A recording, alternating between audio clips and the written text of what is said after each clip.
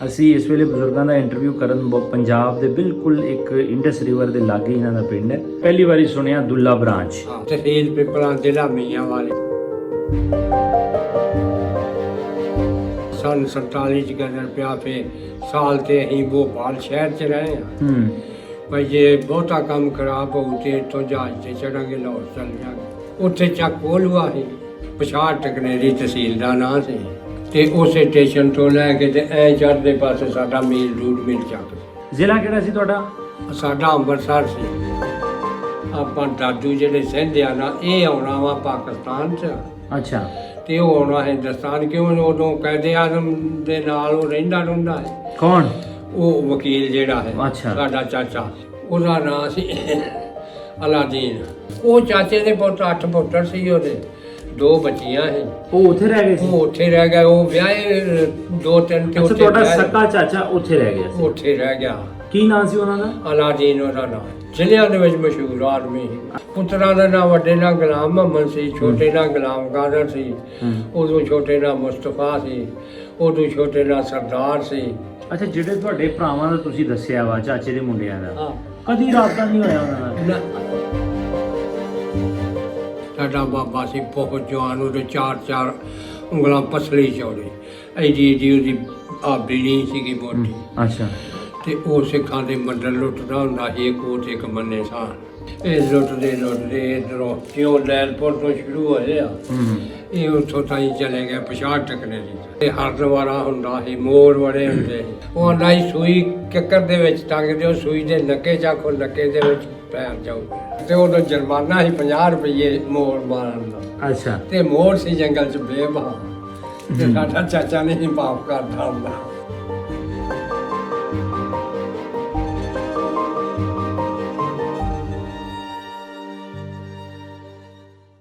ਪੰਜਾਬੀ ਲਹਿਰ ਵੇਖ ਰਹੇ ਸਾਰੇ ਹੀ ਸਰੋਤਿਆਂ ਨੂੰ ਬਹੁਤ ਸਾਰਾ ਸਲਾਮ ਤੇ ਪਿਆਰ ਭਰੀ ਸਤਿ ਸ਼੍ਰੀ ਅਕਾਲ। ਮੈਂ ਤੁਹਾਡਾ ਵੀਰ ਰੁਪਿੰਦਰ ਸਿੰਘ ਲਵਲੀ।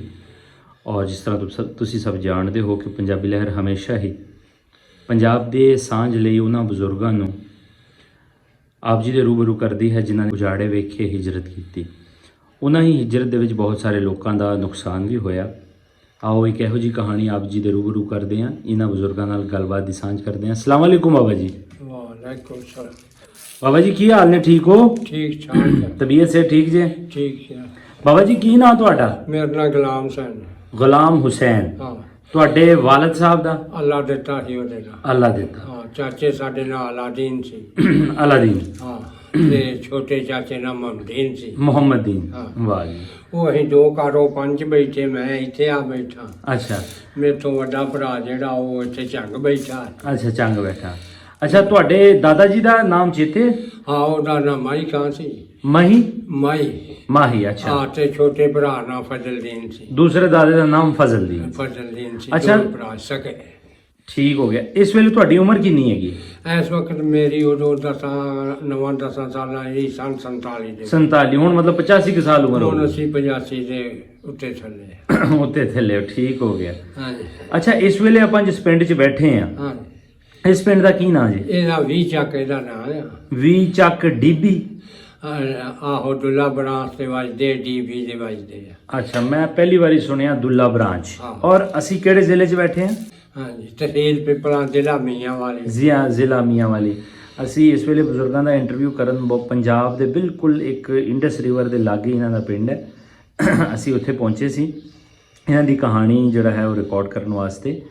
ਅੱਛਾ ਬਜ਼ੁਰਗੋ, ਤੁਸੀਂ ਉਸ ਪੰਜਾਬ ਤੋਂ ਆਏ ਹੋ, ਇੰਡੀਆ 'ਚੋਂ ਆਏ ਹੋ ਜਾਂ ਇੱਧਰ ਦੇ ਰਹਿਣ ਵਾਲੇ ਹੋ? ਨਹੀਂ, ਅਸੀਂ ਇੰਡੀਆ 'ਚੋਂ ਆਏ ਆ। ਉਦੋਂ ਜਦੋਂ ਗਦਰ ਪਿਆ ਨਾ, ਹਾਂ। ਸਨ 47 ਚ ਗਦਰ ਪਿਆ ਫੇ ਸਾਲ ਤੇ ਅਸੀਂ ਭੋਪਾਲ ਸ਼ਹਿਰ 'ਚ ਰਹੇ ਹਾਂ।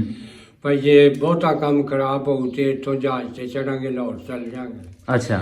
ਉਹ ਫਿਰ ਅੱਲਾ ਕੀਤਾ ਤੇ ਅਮਨ ਹੋ ਗਿਆ। ਤੇ ਸਿੱਖ ਕਰਦੇ ਰਹੇ ਉਹਨਾਂ ਪਰ ਉਹ ਜਿਹੜੇ ਲਾਗੇ ਵਾਲੇ ਚੱਕ ਸੀ ਉਹਨਾਂ ਆਖਿਆ ਭੁੰਨ ਦੇਣਗੇ ਅਸਲਾ, ਬੇਬਹਾ ਉਹਨਾਂ ਇਕੱਠਾ ਕੀਤਾ। ਅੱਛਾ। ਸਾਡੇ 8-7 ਬੰਦੇ ਇਹੋ ਜਿਹੇ ਨਿਸ਼ਾਨ ਸੀ ਵੀ ਫੌਜੀ ਵੀ ਇਹੋ ਜਿਹਾ ਨਿਸ਼ਾਨ। ਤੁਹਾਡਾ ਪਿੰਡ ਕਿਹੜਾ ਸੀਗਾ ਉੱਥੇ? ਉੱਥੇ ਚੱਕ ਕੋਲੂਆ ਸੀ। ਚੱਕ ਕੋਲੂਆ। ਹਾਂ, ਤੇ ਇਸ ਪਾਸੇ ਜਿਹੜਾ ਤਹਿਸੀਲ ਸੀਗੀ ਉਹ ਹੈਗੀ ਸੀ ਤੇ ਗੁਨਾ ਜਿਹੜਾ ਇਸ ਪਾਸੇ ਥੋੜਾ ਜਿਹਾ ਸੀ। ਪਛਾੜ ਟਕਨੇਰੀ ਤਹਿਸੀਲ ਦਾ ਨਾਂ ਸੀ। ਕੀ ਤਹਿਸੀਲਾਂ ਸੀ? ਪਛਾੜ ਟਕਨੇਰੀ। ਤੇ ਉਸੇ ਸਟੇਸ਼ਨ ਤੋਂ ਲੈ ਕੇ ਤੇ ਐ ਚੜ੍ਹਦੇ ਪਾਸੇ ਸਾਡਾ ਮੀਲ ਡੂਢ ਮੀਲ ਚੱਕ ਸੀ। ਅੱਛਾ, ਜ਼ਿਲ੍ਹਾ ਕਿਹੜਾ ਸੀ ਤੁਹਾਡਾ? ਅੰਮ੍ਰਿਤਸਰ ਬਣਦਾ? ਸਾਡਾ ਅੰਮ੍ਰਿਤਸਰ ਸੀ। ਅੱਛਾ ਅੱਛਾ। ਤੇ ਇੱਧਰ ਸਾਡਾ ਬਾਬਾ ਪਹਿਲੀਆਂ ਦਾ ਗਿਆ ਸੀ ਜਦੋਂ ਅੰਗਰੇਜ਼ਾਂ ਦਾ ਵਾਰਾ ਸੀ। ਅੱਛਾ। ਤੇ ਉਦੋਂ ਫਿਰ ਜਦੋਂ ਵੰਡ ਛੰਡ ਹੋਣ ਲੱਗੀ ਤੇ ਸਾਡਾ ਬਾਬਾ, ਹੁਣ ਲੁਕਦੀ ਕਾਦੀ ਗੱਲ, ਬਾਬਾ ਮਰ ਗਿਆ, ਪਿਓ ਮਰ ਗਏ। ਸਾਡਾ ਬਾਬਾ ਸੀ ਬਹੁਤ ਜਵਾਨ, ਉਹਦੇ 4-4 ਉਂਗਲਾਂ ਪਸਲੀ ਚੌੜੇ, ਐਡੀ ਐਡੀ ਉਹਦੀ ਆਬੀ ਨਹੀਂ ਸੀਗੀ ਮੋਟੀ। ਅੱਛਾ।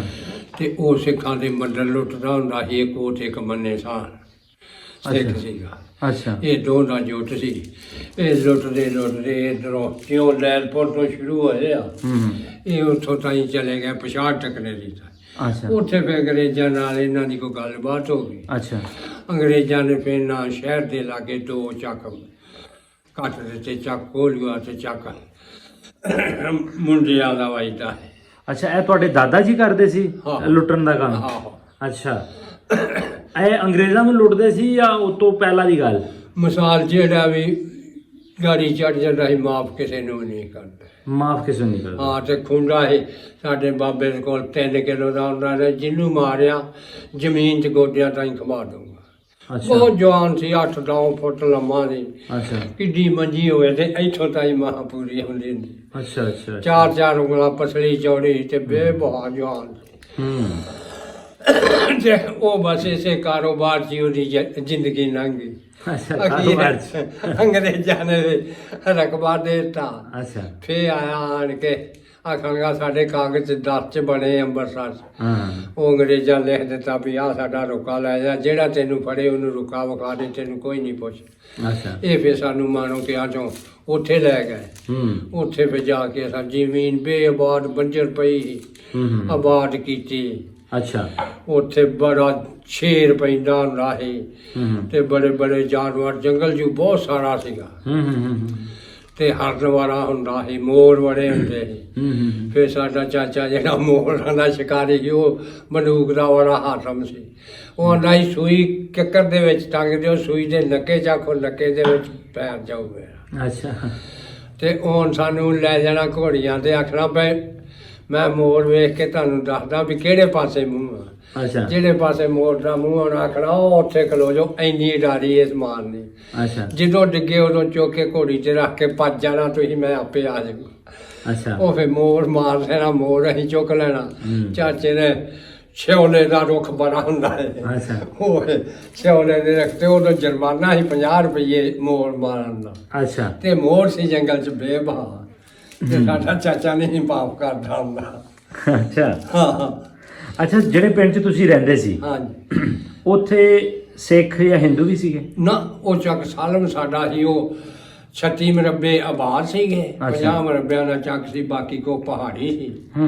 ਪਹਾੜੀ ਸੀ ਤੇ ਕੁਝ ਫਿਰ 10 ਕੁ ਮਰਬੇ ਇੰਜ ਤਲਾਅ ਸੀ। ਤਲਾਅ ਦੇ ਨਾਲ ਅਸਾਂ ਉਹਨਾਂ ਬੰਦਿਆਂ ਤੋਂ ਜਿਹੜੇ ਉੱਥੋਂ ਦੇ ਰਹਿਣ ਵਾਲੇ ਸੀ ਉਹਨਾਂ ਤੋਂ ਗਹਿਣੇ ਲਏ। ਉਹ ਨਾ ਛਡਾ ਸਕੇ, ਉਹ ਵੀ ਸਾਡੇ ਨਾਲ ਇੰਤਕਾਲ ਹੋ ਗਏ। ਅੱਛਾ ਅੱਛਾ।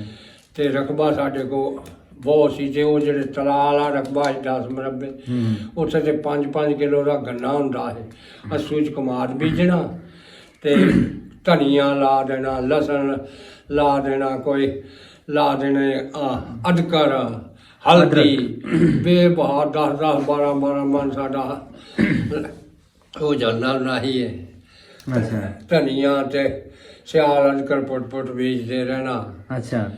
ਤੇ ਬਸ ਕਮਾਦ ਪੀਟਦੇ ਰਹਿਣਾ, ਵੇਲਣਿਆਂ ਤੇ ਉਦੋਂ ਪੀਟਦੇ ਹੁੰਦੇ ਸੀ। ਅੱਛਾ। ਤੇ ਉਹ ਪੱਤ ਲਾਉਣੀ ਆ ਗੋਲ ਕੇ ਤੇ ਲੀੜਾ ਭੇ ਕੇ ਤੇ ਟੋਕਰੀ 'ਚ ਰੱਖ ਦੇਣਾ, ਸਾਰੀ ਪੱਤ ਟੋਕਰੀ 'ਚ ਪਾ ਕੇ ਲੀੜਾ ਢੱਕ ਦੇਣਾ। ਉਹ ਲੀੜੇ ਨਾਲ ਢੱਕ ਕੇ ਤੇ ਉਹ ਜਦੋਂ ਜੰਮ ਜਾਣੀ ਫਿਰ ਮੁੱਢੀ ਕਰ ਦੇਣੀ ਤੇ ਲੀੜਾ ਟੋਕਰੀ 'ਚ ਰੱਖ ਦੇਣਾ। ਅੱਛਾ। ਅੱਛਾ, ਉਦੋਂ 47 ਤੋਂ ਪਹਿਲੇ ਕੋਈ ਮਤਲਬ ਪਾਕਿਸਤਾਨ ਬਣਨਾ ਜਾਂ ਇੰਡੀਆ ਬਣਨਾ ਜਾਂ ਤੁਹਾਨੂੰ ਉੱਠ ਕੇ ਜਾਣਾ ਪੈਣਾ, ਇਹੋ ਜਿਹੀ ਕੋਈ ਗੱਲ ਤੇ ਨਹੀਂ ਸੀਗੀ? ਕੋਈ ਗੱਲ ਨਹੀਂ। ਅੱਛਾ। ਉਹਨੇ ਇੱਕ ਸਾਡਾ ਚਾਚਾ ਸੀ ਇੱਥੇ ਦਾਦੂ ਦੇ ਵਿੱਚ ਰਹਿੰਦਾ ਤੇ ਉਹ ਆਂਦਾ ਸੀ ਉਹ ਇੱਧਰੋਂ ਵਲੈਤ ਦੇ ਪਾਸ ਕਰਕੇ ਇੱਥੇ ਵਕਾਲਤ ਕਰਦਾ ਹੈ। ਉਸ ਆਖਿਆ ਵੀ ਤੁਸੀਂ ਇੰਝ ਕਰੋ ਵੀ ਇਹ ਜ਼ਮੀਨ ਵੇਚ ਦਿਓ, ਆਪਾਂ ਦਾਦੂ ਜਿਹੜੇ ਸਹਿੰਦੇ ਆ ਨਾ ਇਹ ਆਉਣਾ ਵਾ ਪਾਕਿਸਤਾਨ 'ਚ ਅੱਛਾ ਤੇ ਉਹ ਆਉਣਾ ਹਿੰਦੁਸਤਾਨ, ਕਿਉਂ ਉਦੋਂ ਕਾਇਦੇ ਆਜ਼ਮ ਦੇ ਨਾਲ ਉਹ ਰਹਿੰਦਾ ਹੈ। ਕੌਣ? ਉਹ ਵਕੀਲ ਜਿਹੜਾ ਹੈ ਅੱਛਾ। ਸਾਡਾ ਚਾਚਾ। ਕੀ ਨਾਂ ਸੀ ਉਹਦਾ? ਉਹਦਾ ਨਾਂ ਸੀ ਅਲਾਦੀਨ। ਅਲਾਦੀਨ, ਅੱਛਾ। ਤੇ ਇੱਥੇ ਰਹਿੰਦਾ ਹੈ। ਫਿਰ ਇੱਥੇ ਅਸਾਂ ਰਕਬਾ ਲਿਆ ਆਣ ਕੇ 16 ਮਰਬੇ ਠੇਕੇ ਤੇ। ਇੱਥੇ ਜਾਦੂ ਬੜਾ ਹੈ। ਅੱਛਾ। ਉਹ ਕਿਸੇ ਨੇ ਇਹ ਸਵੇਰੇ ਲਈ ਜਾਂਦਾ ਸੀ ਜੋਗ। ਅੱਛਾ। ਤੇ ਕਿਸੇ ਉਹ ਕੁੱਜੀਆਂ ਬਣਾ ਕੇ ਕੁੱਜੀਆਂ ਦੇ ਵਿੱਚ ਪਾਉਂਦੇ ਹੁੰਦੇ ਸੀ ਉਹ ਨਕਸ਼। ਅੱਛਾ। ਉਹ ਆਣ ਕੇ ਜੀ ਉਹਦੇ ਸਿਰ 'ਚ ਵੱਜੀ, ਡਿੱਗ ਪਿਆ, ਮਰ ਗਿਆ ਉੱਥੇ। ਅੱਛਾ। ਫਿਰ ਸਾਡਾ ਬਾਬਾ ਇਹ ਰਕਬਾ ਵੇਚ ਕੇ ਜਿਹੜੇ 2-3 ਮਰਬਿਆਂ ਦੇ ਪੈਸੇ ਤਾਰੇ ਸੀ, ਉਦੋਂ ਤੇ ਤਾਰਨੇ ਸੀ ਨਾ ਸਾਰੇ ਮੋਗੇ ਦੇ 16 ਮਰਬਿਆਂ ਦੇ। ਉਹ ਫਿਰ ਉੱਥੇ ਸਾਨੂੰ ਲੈ ਗਿਆ, ਖਣਗਾ ਜੋ ਚੱਲੀਏ, ਇੱਥੇ ਨਹੀਂ ਰਹਿਣਾ। ਮੇਰਾ ਪੁੱਤ ਮਰ ਗਿਆ, ਇੱਥੇ ਮੈਂ ਨਹੀਂ ਰਹਿਣਾ। ਜੇਠਾ ਪੁੱਤ ਸੀ ਮੇਰਾ ਤੇ ਉਹ ਮਰ ਗਿਆ। ਫਿਰ ਉੱਥੇ ਗਵਾਲੀਅਰ ਚਲੇ ਗਏ। ਅੱਛਾ। ਜਦੋਂ 47 ਹੋਈ ਹੈ, ਵੰਡ ਹੋਈ ਹੈ, ਹਾਂ, ਉਜਾੜਾ ਗਦਰ ਪਿਆ ਜਦੋਂ, ਹਾਂ, ਉਦੋਂ ਤੁਸੀਂ ਕਿੱਦਾਂ ਉੱਥੋਂ ਨਿਕਲੇ? ਅਸੀਂ ਉੱਥੋਂ ਪਹਿਲਾਂ ਤੇ ਜਦੋਂ ਮਾੜਾ ਹਿੱਲਿਆ ਨਾ, ਸਾਡੇ ਹੀ ਨੰਗਲ ਨਾਨਕੇ। ਅੱਛਾ। ਇੱਥੇ ਮੈਂ ਤੇ ਮੇਰੀ ਮਾਈ ਆਏ ਸਾਂ। ਅੱਛਾ। ਫਿਰ ਸਾਨੂੰ ਉਹ ਸਿੱਖ ਜਿਹੜੇ ਸੀ ਉਹ ਨਾਲ ਗਏ ਘੋੜੀਆਂ ਤੇ। ਬਟਾਰੀ ਦਾ ਸਟੇਸ਼ਨ ਲੱਗਦਾ ਹੈ। ਅੱਛਾ। ਉੱਥੇ ਬਾਗ ਵੇਲੇ 5 ਵਜੇ ਗੱਡੀ ਆਉਂਦੀ, ਉੱਥੇ ਚੜਾਤਾ ਸੀ, ਉੱਥੇ ਚਲੇ ਗਏ। ਉੱਥੇ ਫਿਰ ਹੌਲੀ ਹੌਲੀ ਜੰਗ ਸ਼ੁਰੂ ਹੋ ਗਿਆ ਲੱਗਣਾ। ਪਰ ਉਹਨਾਂ ਬਾਬੀ ਨੇ ਜੰਕਸ਼ਨ ਤੋਂ ਪਰਾਂ ਲੜਾਈ ਨਹੀਂ ਹੋਣ ਦਿੱਤੀ, ਕੋਈ ਕਤਲੋਗਾਰਤ ਨਹੀਂ ਹੋਣ ਦਿੱਤੀ। ਇੱਧਰ ਪੰਜਾਬ ਦੇ ਵਿੱਚ ਹੋਈ ਆ ਤੇ ਉੱਧਰ ਨਹੀਂ ਹੋਈ। ਉਹ ਫਿਰ ਅਸੀਂ ਉਦੋਂ ਵੇਖ ਕੇ ਨਾ ਬੇਹਿਸਾਬ, ਤੇ ਚਾਚਾ ਸਾਡਾ ਆਖਣ ਲੱਗਾ ਵੀ ਮੈਂ ਤੁਹਾਨੂੰ ਸੁੱਟਦਾ ਉੱਥੇ ਭੋਪਾਲ ਜਿਹੜੀ ਰਿਆਸਤ ਨਾ ਉਹ ਮੁਸਲਮਾਨਾਂ ਦੀ। ਉੱਥੇ ਹਵਾਈ ਜਹਾਜ਼ਾਂ ਦਾ ਅੱਡਾ ਹੈ, ਉੱਥੇ ਲਾਗੇ ਸਾਨੂੰ ਬਹਾ ਦਿੱਤਾ। ਪਰ ਤੁਸੀਂ ਇੱਥੇ ਬਹੁਤ ਜਦੋਂ ਰੌਲਾ ਪਊਗਾ ਤੇ 100 ਰੁਪਈਆ ਮੁਕਾ ਹੈ। ਪਰ ਭਾਵੇਂ ਦੁੱਧ ਚੁੰਗਦਾ ਬੱਚਾ ਤੇ ਭਾਵੇਂ ਵੱਡਾ ਆ, ਲਾਹੌਰ ਪੜਾਉਣਾ ਜਦੋਂ ਤੁਹਾਨੂੰ ਆਖਿਆ, ਉਹਨਾਂ ਆਖਿਆ ਠੀਕ ਆ, 100 ਰੁਪਈਆ ਮੁਕਾ ਫੀ ਬੰਦੇ ਦਾ। ਅੱਛਾ। ਉਹ ਫਿਰ ਕਦਰ ਨਾ ਹੋਇਆ, ਅਸੀਂ ਫਿਰ ਉੱਥੇ ਚੱਕ ਚਲੇ ਗਏ। ਉੱਥੋਂ ਫਿਰ ਅੱਲਾ ਜਾਣੇ ਅਸੀਂ ਛੋਟੇ ਹਾਂ। ਸਾਡੀ ਮਾਈ ਤੇ ਸਾਡੇ ਚਾਚੇ ਦਾ ਮੂਡ ਖਰਾਬ ਹੋਇਆ। ਇਹ ਫਿਰ ਉਹ ਥਾਂ ਛੱਡ ਕੇ ਤੇ ਆ ਗਏ ਇੱਥੇ ਦਾਦੂ ਚੋਂ ਫਿਰ ਅਸੀਂ ਸਰਗੋਡੇ ਆ ਗਏ 20 ਚੱਕ ਦੇ ਵਿੱਚ। 20 ਚੱਕ ਤੋਂ ਧੱਕੇ ਚੱਡੇ ਖਾਂਦੇ ਇੱਥੇ ਆ ਗਏ। ਇੱਥੇ ਆਣ ਕੇ ਕੋਈ ਰਕਬਾ ਲਿਆ 10 ਕਿੱਲੇ ਮੁੱਲ। ਕੋਈ ਬੱਚੇ ਜਵਾਨ ਹੋ ਗਏ, ਕਾਰੋਬਾਰ ਸ਼ੁਰੂ ਕਰਤਾ, ਸਪੇਅਰ ਪਾਰਟ ਦੀ ਦੁਕਾਨ ਵੀ ਆ। ਅੱਛਾ ਚਾਚਾ ਜੀ, ਜਦੋਂ ਤੁਸੀਂ ਮਤਲਬ 1947 ਚ ਨਹੀਂ ਆਏ, ਉਸ ਤੋਂ 1 ਸਾਲ ਬਾਅਦ ਆਏ ਹੋ? ਬਾਅਦ ਆਏ। ਅੱਛਾ। ਤੇ ਉਦੋਂ ਫਿਰ ਇੱਧਰ ਨੂੰ ਅੰਮ੍ਰਿਤਸਰ ਥਾਣੀ ਲੰਘਣ ਨਹੀਂ ਨਾ ਦਿੰਦੇ। ਅੱਛਾ। ਉਦੋਂ ਫਿਰ ਅਸੀਂ ਅਜਮੇਰ ਸ਼ਰੀਫ ਥਾਣੀ ਹੋ ਕੇ ਨਾ ਬਾਬੀ ਨੇ ਤੇ ਦਾਦੂ ਗਏ। ਦਾਦੂ ਸ਼ਹਿਰ। ਅੱਛਾ। ਦਾਦੂ ਚੋਂ ਫਿਰ ਅਸੀਂ ਇੱਥੇ ਸਰਗੋਦੇ ਆਏ, ਸਾਨੂੰ ਪਤਾ ਲੱਗਾ ਵੀ ਸਾਡੇ ਨਾਨਕੇ ਤੇ। ਅੱਛਾ। ਉੱਥੇ ਤੁਹਾਡੇ ਕੋਈ ਜੀ ਦਾ ਨੁਕਸਾਨ ਤੇ ਨਹੀਂ ਹੋਇਆ, ਜਾਂ ਕੋਈ ਜੀ ਤੇ ਨਹੀਂ ਰਹਿ ਗਏ ਉੱਥੇ? ਨਾ, ਸਾਡਾ ਕੋਈ ਜੀ ਨਹੀਂ ਰਿਹਾ ਉੱਥੇ। ਉਹ ਚਾਚੇ ਦੇ ਪੁੱਤ 8 ਪੁੱਤਰ ਸੀ, ਉਹਦੇ 2 ਬੱਚੀਆਂ ਸੀ, ਉਹ ਉੱਥੇ ਰਹਿ ਗਏ ਸੀ। ਉਹ ਉੱਥੇ ਰਹਿ ਗਏ, ਉਹ ਵਿਆਹੇ 2-3 ਤੇ। ਤੁਹਾਡਾ ਸਕਾ ਚਾਚਾ ਉੱਥੇ ਰਹਿ ਗਿਆ ਸੀ? ਉੱਥੇ ਰਹਿ ਗਿਆ। ਕੀ ਨਾਂ ਸੀ ਉਹਨਾਂ ਦਾ? ਅਲਾਦੀਨ ਉਹਦਾ ਨਾਂ। ਅਲਾਦੀਨ। ਹਾਂ, ਮਸ਼ਹੂਰ ਆਦਮੀ, ਪੰਜਾਬੀ ਜ਼ਿਲ੍ਹਿਆਂ ਦੇ ਵਿੱਚ ਮਸ਼ਹੂਰ ਆਦਮੀ ਸੀ। ਅੱਛਾ। ਤੇ ਹੋਰ ਉਹਦੇ ਪੁੱਤਰਾਂ ਦੇ ਨਾਂ ਪਤਾ?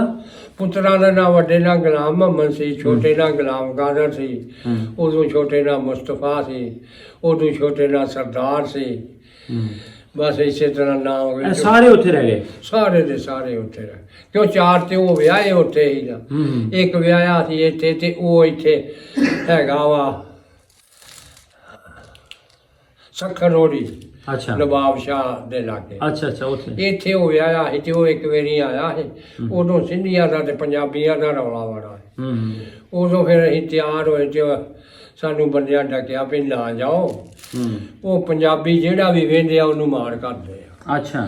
ਅਸੀਂ ਫਿਰ ਉਹਨੂੰ ਮਿਲਣ ਗਏ ਨਹੀਂ। ਉਸ ਤੋਂ ਬਾਅਦ ਚਾਚਾ ਸਾਡਾ ਆਉਂਦਾ ਰਿਹਾ 2-3 ਵਾਰੀ ਪਰਮਿਟ ਬਣਾ ਕੇ 5 ਸਾਲਾਂ ਦਾ। ਇੰਡੀਆ ਤੋਂ? ਅੱਛਾ। ਇੱਥੇ ਸਾਡੇ ਕੋਲ ਆਉਂਦਾ ਰਿਹਾ, ਮੇਰੀ ਸ਼ਾਦੀ ਵੀ ਇੱਥੇ ਆਪ ਕਰ ਆ ਕੇ ਗਿਆ। ਉਹ ਆਉਂਦਾ ਰਿਹਾ, ਉਦੋਂ ਤਿਆਰ ਸੀ ਤੇ ਬਾਅਦ ਚ ਉਹਨੂੰ ਅੱਲਾ ਦਾ ਪਿਆਰਾ ਹੋ ਗਿਆ। ਉਹ ਆਖਣ ਲੱਗਾ ਮੈਂ 8-10 ਦਿਨਾਂ ਤਾਈਂ ਤੁਹਾਡੇ ਕੋਲ ਆਉਣਾ। ਤੇ ਉਹ ਅੱਲਾ ਨੂੰ ਪਿਆਰਾ ਹੋ ਗਿਆ। ਮੁੜ ਕੇ ਨਾ ਉਹ ਭਰਾ ਸਾਡੇ ਕੋ ਆਏ ਨਾ ਅਸੀਂ ਆਏ। ਸਾਨੂੰ ਚਾਚਾ ਆਖਣ ਲੱਗਾ ਵੀ ਤੁਸੀਂ ਆਓ ਨਾ, ਮੇਰਾ ਨੁਕਸਾਨ ਹੁੰਦਾ। ਅਸੀਂ ਆਖਿਆ ਉਹ ਕਿਵੇਂ? ਉਸ ਆਖਿਆ ਗੁਲਾਮ ਹੁਸੈਨ ਤੇ ਗੁਲਾਮ ਰਸੂਲ ਮੈਂ ਅੱਲਾ ਦਿੱਤੇ ਦੇ ਪੁੱਤਰ ਲਿਖਾ ਕੇ ਤੇ ਆਪਣੇ 2 ਪੁੱਤਰਾਂ ਦੇ ਨਾਲ ਰਕਬਾ ਕਰਾਇਆ। ਮੈਂ ਦਿੱਤਾ ਨਹੀਂ ਕਿਸੇ ਨੂੰ। ਅੱਛਾ ਭਾਈ ਆਪਣਾ ਪਿੰਡ ਜਿਹੜਾ ਸਾਡਾ ਸਾਰਾ ਆਪਣਾ ਹੀ ਆ। ਅੱਛਾ ਤੁਹਾਨੂੰ ਲੈ ਚੱਲਦਾ, ਨਾਲ ਚੱਲ ਕੇ ਮੈਂ ਤੁਹਾਨੂੰ ਤੁਹਾਡੀ ਵੰਡ ਤੁਹਾਡੇ ਡੰਗਰ ਜਿੰਨੇ ਛੱਡ ਕੇ ਆਏ ਨੇ। 6-7 ਸਾਡੀਆਂ ਜੋਗਾਂ ਸੀ, ਕੋ 8-7 ਮਈਆਂ।